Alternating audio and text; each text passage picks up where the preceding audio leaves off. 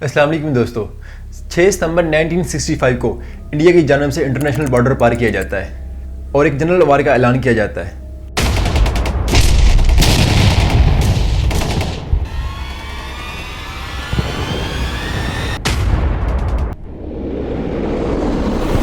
और सबसे पहले निशाना बनाया जाता है लाहौर को, जिसमें इंडियन फोर्सेस बीआरबी कनाल और बाटापुर जैसे इलाकों में पहुंचने में कामयाब होती है। लेकिन पाकिस्तानी फोर्सेस की तरफ से जवाबी कार्रवाई पर इंडियन फोर्सेस को ना कि पीछे हटना पड़ता है, बल्कि पाकिस्तानी एयर फोर्सेस की जानिब से पठानकोट, बलावड़ा, आदमनगर और जामपुर इंडियन एयर बेसेस को निशाना बनाया जाता है। इस जंग को दो कंट्रीज़ के दरमियान लड़ने की क्या वजूहात थी और तारीख में इसे टैंकों से लड़े जाने वाली दूसरी बड़ी जंग क्यों कहा जाता है, इस बार को हम इस वीडियो में समझने की कोशिश करते हैं। Presents the President's address to the nation on the 1st of September. आज सुबह सवेरे हिंदुस्तानी फौज ने पाकिस्तान के इलाके पर लाहौर की जानिब से हमला किया। पाकिस्तान के 10 करोड़ अवाम जिनके दिल की धड़कन में ला इलाहा इल्लल्लाह मुहम्मद रसूलुल्लाह की सदा गूंज रही है, उस वक्त तक चैन से नहीं बैठेंगे जब तक दुश्मन की तोपें हमेशा के लिए खामोश न हो।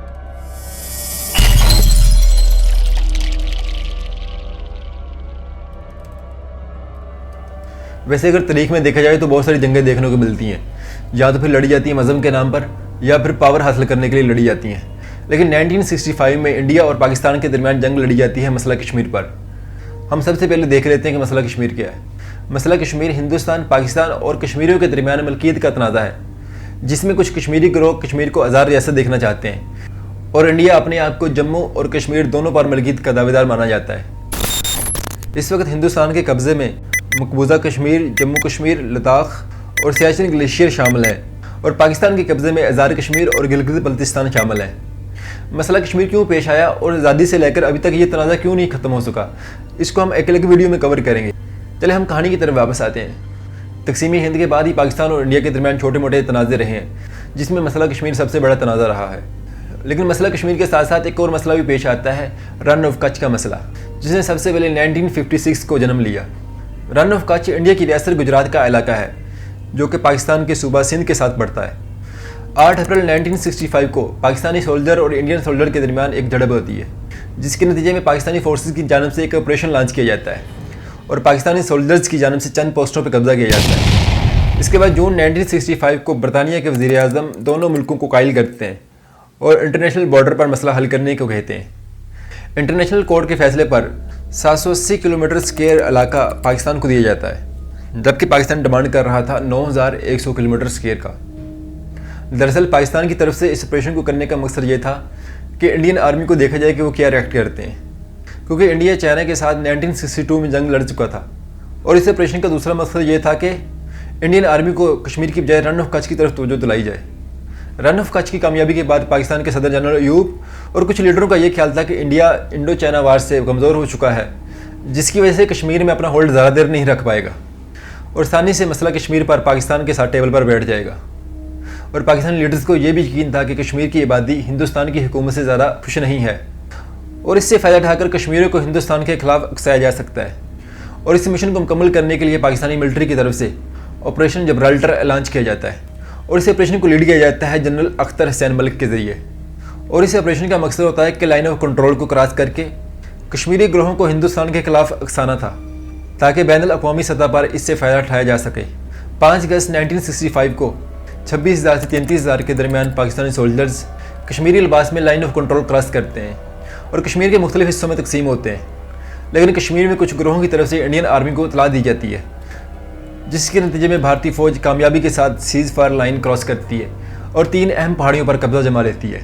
और ये ऑपरेशन कुछ हफ्ते चलता रहता है। 24 अगस्त को general Akhtar Hussain Malik army head quarter पर इन्फॉर्म करते हैं और इजाज़त मांगते हैं कि ऑपरेशन ग्रैंड स्लैम लॉन्च किया जाए। जनरल अख्तर हुसैन मलिक का ये ख्याल था कि जब तक ऑपरेशन ग्रैंड स्लैम का आगाज़ नहीं किया जाता, इंडियन आर्मी पर काबू पाना मुश्किल है, नहीं तो पाकिस्तानी ऑपरेशन जबराल्टर के जवान या तो पकड़े जाएंगे या फिर मारे जाएंगे। लेकिन जनरल अयूब इस ऑपरेशन की मंजूरी को रोक देते हैं। अगस्त के आखिर तक दोनों मिलिट्री अच्छी कामयाबी हासिल करती है। पाकिस्तानी मिलिट्री ठटवाल, उड़ी और पूंछ जैसे इलाकों पर कब्जा जमाने में कामयाब होती है। इसके बरक्स इंडियन बटालियन पाकिस्तान के ज़ेर कब्जा कश्मीर में 8 किलोमीटर आगे आने में कामयाब होती है और 28 अगस्त को इंडियन बटालियन हाजी पीर पास पर कब्जा जमाने में कामयाब होती है। मलिक अख्तर हुसैन मलिक आर्मी चीफ को दोबारा ब्रीफिंग देते हैं اور آپریشن گرینڈ سلیم لانچ کرنے کی دوبارہ ریکویسٹ کرتے ہیں، جس میں آرمی چیف اس وقت کے وزیر خارجہ ذوالفقار علی بھٹو کو ساتھ شامل کر کے جنرل ایوب سے اس آپریشن کی اجازت لیتے ہیں۔ جنرل ایوب اس آپریشن کی اجازت دیتے ہیں اور کہتے ہیں کہ ایسی کارروائی کریں جو کشمیر کے مسئلے کو ٹھنڈا کر دے، انڈیا کو عزم کو کمزور کر دے اور انڈیا جنرل وار کو ہوا دیے بغیر اس مسئلے کو میز پر لے آئے۔ اور انڈین فورسز کو کاؤنٹر اٹیک کرنے کے لیے لانچ کیا جاتا ہے آپریشن گرینڈ سلیم۔ اس آپریشن کا مقصد ہوتا ہے کہ جموں کے علاقہ اخنور پل پر قبضہ کرنا، کیونکہ یہ انڈیا کو جموں کے ساتھ ملانے والا واحد زمینی راستہ تھا، اور مقصد یہ تھا کہ انڈین کی زمینی آمد و رفت رک جائے تاکہ انڈیا پاکستان کے ساتھ ٹیبل پر بیٹھنے پر مجبور ہو جائے۔ اور اس آپریشن کو لیڈ کیا جاتا ہے جنرل اختر حسین ملک کے ذریعے۔ 1 اگست 1965 میں صبح 5 بجے اس آپریشن کو لانچ کیا جاتا ہے، جس کو انڈین بٹالین AMX-13 ٹینکوں کے ذریعے دفاع کرتی ہے، جبکہ پاکستانی فورسز کے پاس M47 اور M48 ٹینک تھے۔ انڈین فورسز کے پاس بھاری ٹینک ہونے کے باوجود بھی پاکستانی زوردار حملے کے سامنے ٹک نہیں پائے اور ان کو اپنی پوزیشنوں سے پیچھے ہٹنا پڑا۔ 2 ستمبر کو جنرل اختر حسین ملک کی کمانڈ کو تبدیل کیا جاتا ہے اور نئی کمانڈ دی جاتی ہے جنرل یحییٰ خان کو، اور اس کے بعد اس آپریشن کو لیڈ کرتے ہیں جنرل یحییٰ خان، جس کی وجہ سے ایک دن حملے میں وقفہ آ گیا۔ تیسرے دن حملہ دوبارہ شروع ہوتا ہے، لیکن انڈین فورسز پھر بھی کوئی مضبوط کارروائی نہیں کر سکی اور ان کو پیچھے ہٹنا پڑا۔ مزید 2 دن اور اس طرح آنکھ چولی چلتی رہی، لیکن انڈیا پاکستانی فورسز کو روکنے کے لیے 6 ستمبر کو انٹرنیشنل بارڈر پار کرتا ہے اور ایک جنرل وار کا اعلان کرتا ہے، جس میں سب سے پہلے نشانہ بنایا جاتا ہے لاہور کو، جس کے نتیجے میں پاکستانی ملٹری کا اخنور پل پر زور کم ہو جاتا ہے اور ان کی ساری توجہ پنجاب بچانے کی طرف ہو جاتی ہے۔ اس طرح آپریشن گرینڈ سلیم فیل ہو جاتا ہے۔ انڈیا کے دوسرے جنگ عظیم کے تجربہ کار میجر جنرل نرنجن پرساد 15ویں انفینٹری ڈویژن کو لیڈ کرتے ہیں اور اچھوگل BRB کنال پر حملہ کرتے ہیں، اور پاکستان کی طرف سے زبردستی جوابی کارروائی پر وہ اپنی گاڑی سے بھاگنے پر مجبور ہو جاتے ہیں۔ دوسری دفعہ یہ اچھوگل کنال پار کرنے میں کامیاب ہوتے ہیں اور لاہور کے قریب واقع برکی گاؤں کے پل پر حملہ کرتے ہیں۔ وہاں پر پاکستانی فورسز کاؤنٹر اٹیک کرتی ہے۔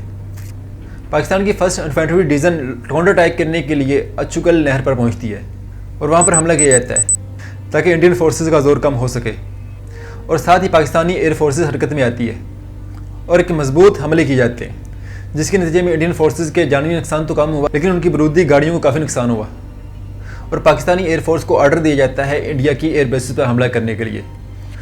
7 ستمبر کو پاکستانی ایئر فورسز کی جمان اپنے جنگی جہاز لے کر انڈیا کی ایئر بیسز پٹھان کوٹ، بلواڑہ، جامپور اور آدم نگر ایئر بیسز پر حملہ کرتے ہیں۔ ان ایئر بیسز میں پٹھان کوٹ ایئر بیسز کو سب سے زیادہ نقصان پہنچتا ہے۔ اس کے بعد انڈین ایئر فورسز کی جانب سے پاکستانی ایئر بیسز کو نشانہ بنانے کی کوشش کی، جس میں پشاور، سرگودا جیسی ایئر بیسز شامل ہیں، لیکن انڈین ایئر فورسز کو کوئی نمایاں کامیابی حاصل نہیں ہوئی، کیونکہ ان کو ایگزیکٹ لوکیشن کا پتہ نہیں تھا، جس کی وجہ سے وہ آس پاس بمباری کرتے رہے، جس کو کاؤنٹر اٹیک کرنے کے لیے MM عالم F-86 صابری جیٹ طیارہ ہوا میں بلند کرتے ہیں اور 1 منٹ کے اندر انڈین فورسز کے 5 جہاز زمین پہ گرا دیتے ہیں، اور MM عالم کا یہ ریکارڈ آج بھی دنیا میں مانا جاتا ہے۔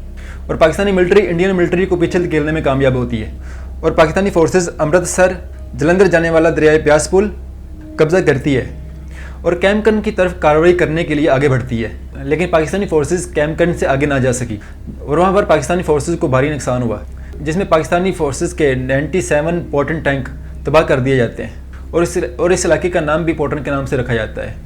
اور اس کے ساتھ ہی سیالکوٹ چونڈا کے مقام پر انڈیا 500 ٹینکوں کے ساتھ حملہ کرتا ہے، جس میں پاکستان کی طرف سے بھی کاؤنٹر اٹیک کیا جاتا ہے، اور یہ ٹینکوں کی لڑائی ورلڈ وار 2 کے بعد دوسری بڑی جنگ مانی جاتی ہے۔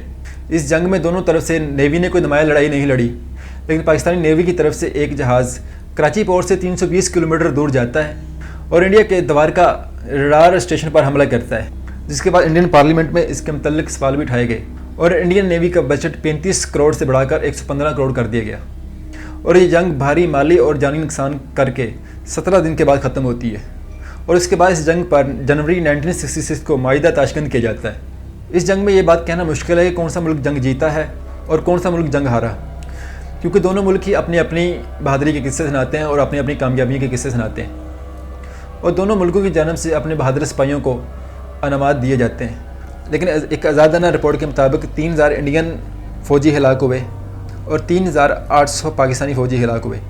اس جنگ میں 20 پاکستان کے جنگی طیارے تباہ ہوئے اور انڈیا کے 60 سے 75 کے درمیان جنگی طیارے تباہ ہوئے۔ انڈیا 1840 کلومیٹر مربع اسکوائر پاکستانی علاقہ قبضے میں کرنے میں کامیاب ہوتا ہے، جبکہ پاکستان 540 کلومیٹر اسکوائر انڈیا کا علاقہ قبضہ کرنے میں کامیاب ہوتا ہے۔ دوستو، آپ کی کیا رائے ہے اس وار کے بارے میں؟ آپ کیا سمجھتے ہیں کہ کون سا ملک جیتا ہے اور کون سا ملک ہارا ہے؟ کمنٹ باکس میں اپنی رائے ضرور دیں۔ اللہ حافظ۔